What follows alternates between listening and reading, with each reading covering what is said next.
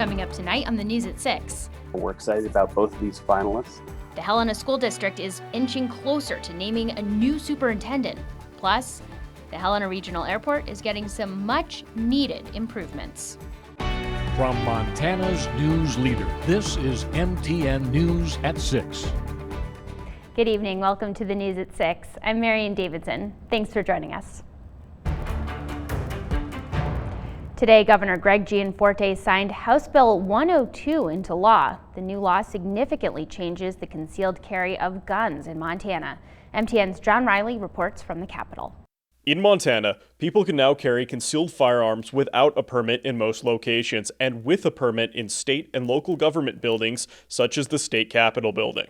Governor Gianforte was joined by Representative Seth Bergley of Joliet and other Republicans for a signing ceremony of House Bill 102 in the governor's office. House Bill 102 does several things. It allows for people to carry concealed firearms with the same amount of training in the same areas, in areas they can already carry open carry. And it erases the invisible line around our colleges and allows adults, to include veterans that have served overseas, to carry on college campuses. Effective June 1st, college administrators are not able to outright ban concealed carry on campuses. However, colleges still will be able to prohibit the possession of a firearm at an event on campus where alcohol is being served or at an athletic or entertainment event. Deputy Commissioner of Higher Education Kevin McRae told MTN in a statement the Board of Regents' highest priority is keeping campuses safe places to teach, learn, live, and grow. They will be discussing firearms policy at their May board meeting. Governor Gianforte praised the new law and said that gun control measures don't stop crime. Gun control measures step on the rights of law-abiding citizens. And our Second Amendment is very clear. The right of the people to keep and bear arms shall not be infringed. The new law will also allow those with concealed carry permits to be able to concealed carry in bars, casinos, and restaurants and financial institutions like banks. Although businesses and landlords are still able to set their own restrictions regarding firearms. As for K-12 schools, firearm restrictions will be left up to the individual school boards. Reporting in Helena, John Riley, MTN News. All right, now it's time for First Weather with Chief Meteorologist Curtis Grevenitz. Happy Thursday, Curtis. Yes, it is a happy Thursday with the weather that we had out there today. A lot of sunshine and not much in the way of wind, although if you talk to somebody up around East Glacier and Brown, and they are dealing with some wind, this is really not that bad from East Glacier and Browning standpoints here. Some snow blowing across the road surface, but the visibility not so bad right now. It has been worse in this area. Some wind gusts have already topped 45 miles per hour. And because of the wind, the snow that's on the ground, not snow that will be falling, but snow that's on the ground and the wind. We've got a winter weather advisory Judith Basin County through Cascade County and up the Rocky Mountain front out through about Interstate 15 because of blowing snow. Take a look at that, closer look coming up in the full forecast. That's for tomorrow. Heading from Sunday morning all the way into Monday afternoon, a high wind watch where we likely will have some gusts up over 80 miles per hour. Along the Rocky Mountain front. Yeah, some of that wicked wind is coming back. So public enemy number one, the wind over the next few days. And why? Well, it's going to blow that snow around. A lot of the state covered in a blanket of kind of this light, fluffy snow that will readily blow when that wind picks up. And if you're hoping for maybe a little taste of spring, well, we may hit 50 in a few spots on Monday, but none of those days where it almost feels like it really is spring here, as the rest of February looks like it should be pretty cold. I'll have more on the full forecast coming up.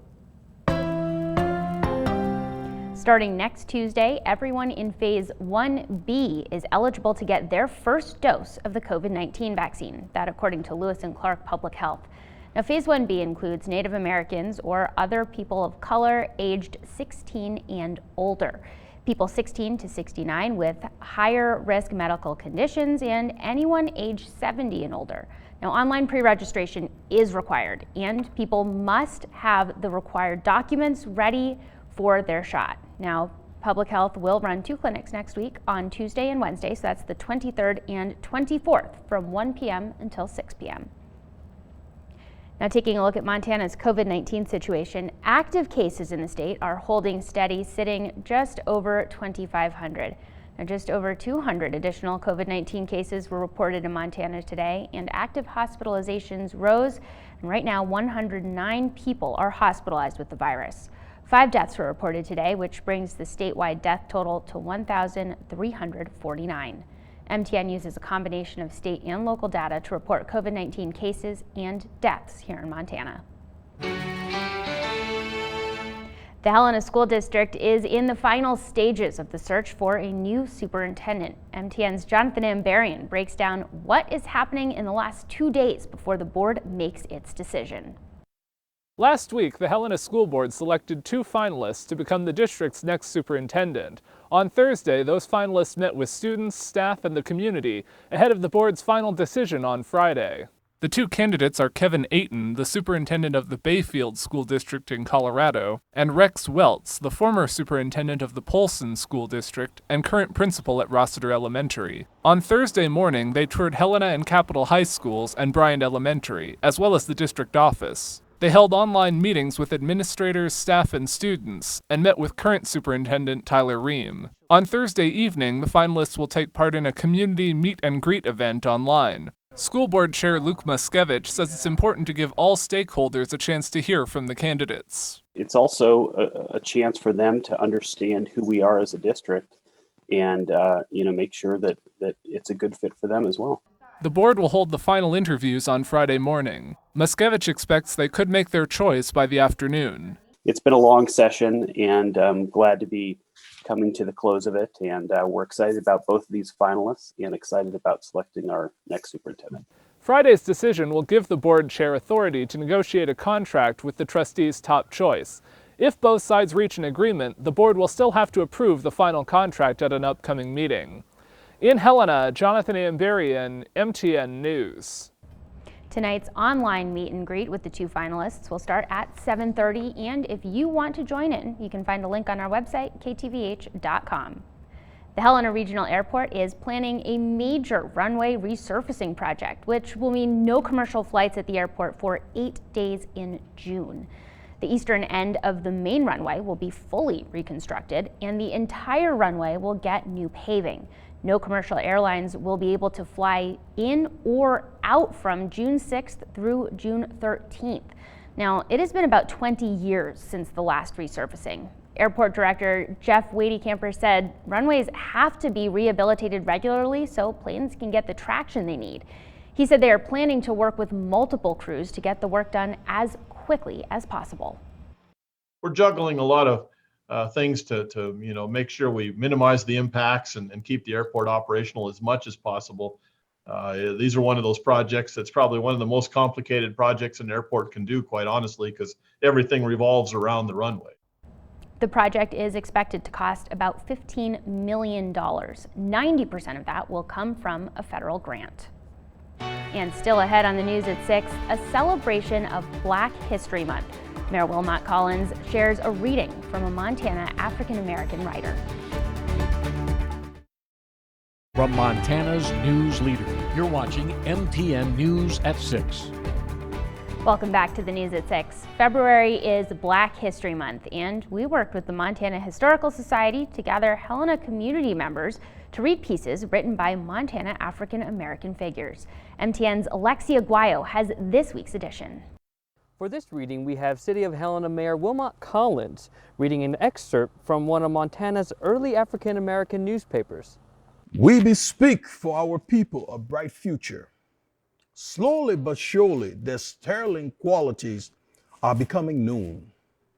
And ere long, the band of prejudice, which overhangs them like a pall, will be dispelled by the light of favorable public opinion.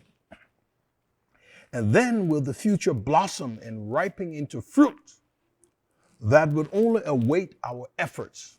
Mayor Collins' reading comes from the first issue of The Colored Citizen, one of 3 African-American newspapers to have existed in Montana.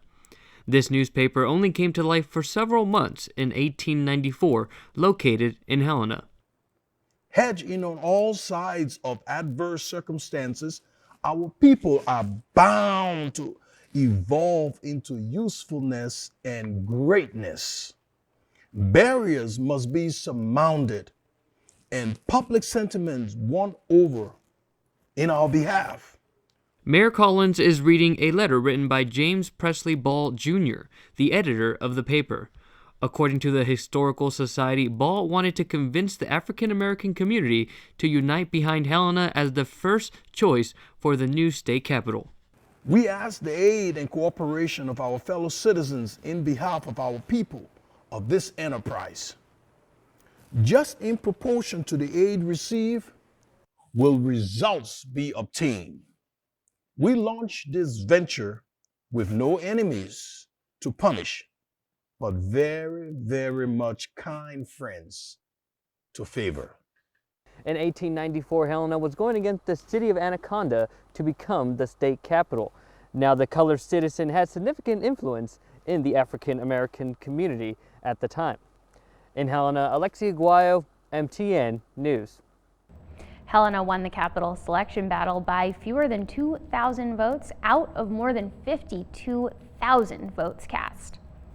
All right, now with another look at the weather, here's Chief Meteorologist Curtis Grevenitz. A pretty day out there here for a lot of the state. Look at Denton right now. I mean, picturesque, nice sunset, nice colors with the sun going down. It will not look like this, though, tomorrow and at times over the course of the weekend. I'll have more on the full forecast coming up. Tracker weather starts now with Chief Meteorologist Curtis Grevenitz. Welcome back, everybody. I want to just go back to Denton here briefly, one of the locations in and around the Highwood Mountains where blowing snow will be an issue. Also, places like Pendroy, DePuyter, up around Choteau, down through Augusta, the Rocky Mountain frontier, looking at blowing snow becoming an issue. Even Highway 200 looks pretty good, clean right now, although clouds, and there will be some snow moving in here up on Rogers Pass here tonight, but what a pretty scene it is right around the high woods right now. 19 degrees in Great Falls. The wind, not much of an issue right now, but that will be changing through the overnight hours and really start ramping up through the morning. Now, Helena, not as much wind. It will be a breezy day tomorrow. Call it a little nuisance wind even on Saturday, but probably Sunday night and Monday, that's when that wind will really ramp up in Helena. We could see some gusts up to about 50 miles per hour. This coming in again Sunday night and Monday. 20 degrees right now, and after a nice clear sky, we are overcast with some clouds moving in. Teens and 20s. Highs today still were 10 to 15, even 20 degrees below normal.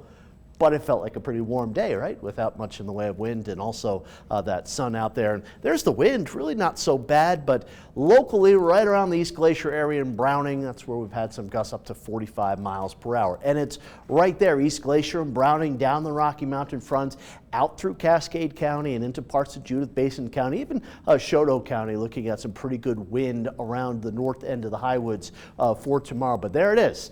Through Judith Gap, down through about Big Timber and Interstate 15, looking at some good wind speeds of 40, 50, maybe even 55 miles per hour tomorrow. The wind will die down tomorrow night. The winter weather advisory will be allowed to expire, and then Saturday the wind will pick up. It's a breezy day on Saturday, but not as windy as Sunday, Sunday night, and Monday. So here's the winter weather advisory for blowing snow, drifting on roads, reducing visibility, and also obstructing some lanes. You know how that goes. Some gusts along the Rocky Mountain front up to 65. Interstate 15 out through Judith Basin County, 55 mile per hour gusts. And the high wind watch for Sunday, Sunday night, and Monday could see some 80 mile per hour plus wind gusts up along the Rocky Mountain front. Radar, we've got a little snow beginning to move into the higher elevations of western Montana. The pattern of this storm, or the track of this storm, will favor west of the Continental Divide for a little bit more snow.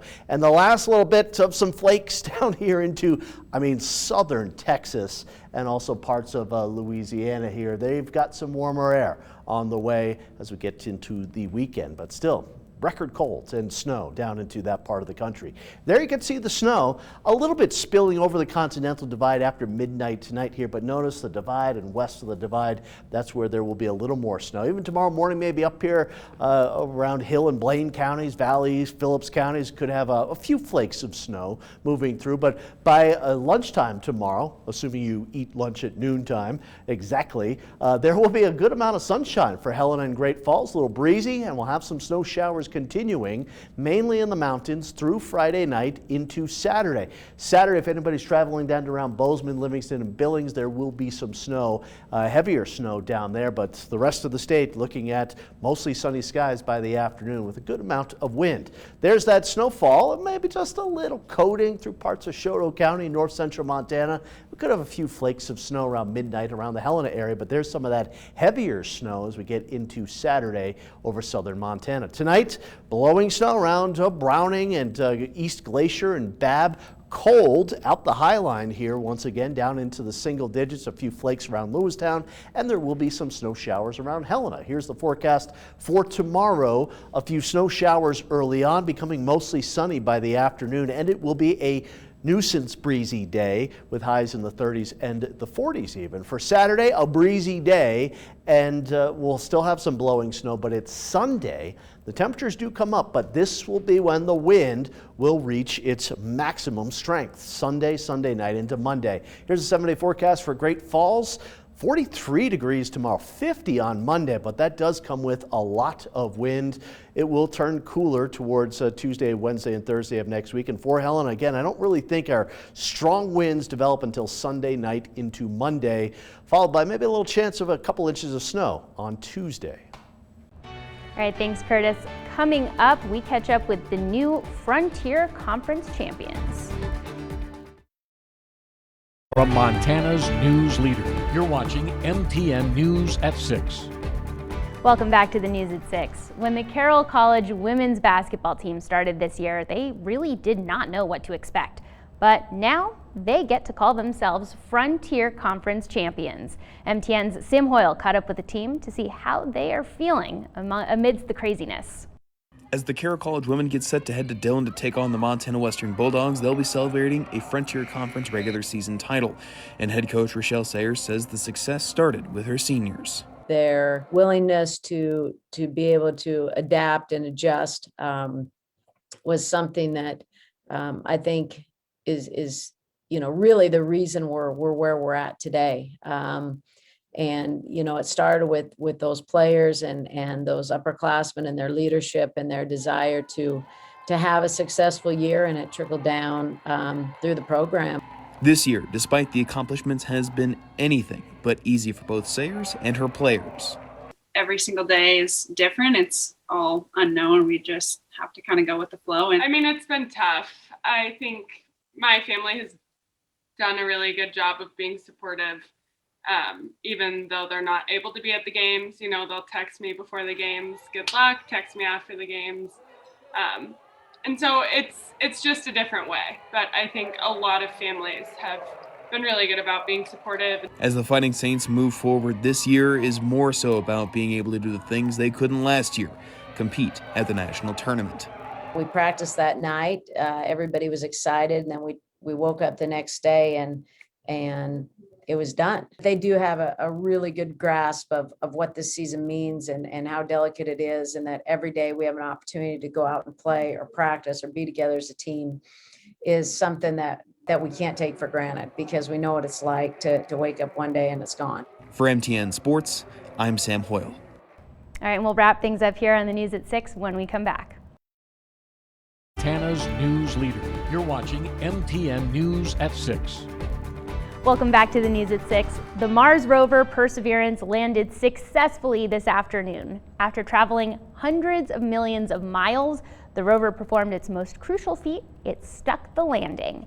When the spacecraft entered the Mars atmosphere, a parachute and jetpack were used to slow the spacecraft, and a sky crane eventually lowered the rover to the crater on the Martian surface where it was landing. Now, jubilant NASA engineers celebrated the victory. Soon after the landing, images from the red planet were already being beamed back to Earth. The rover will now set out on NASA's most ambitious mission yet to find out if life ever existed on Mars. A drone known as Ingenuity is also on board Perseverance, and it will be used to attempt the first controlled flight on another planet. All right, and that does it for the news at 6. We'll be back here tonight at 10 with your latest local headlines and a look at the weather. We'll see you then.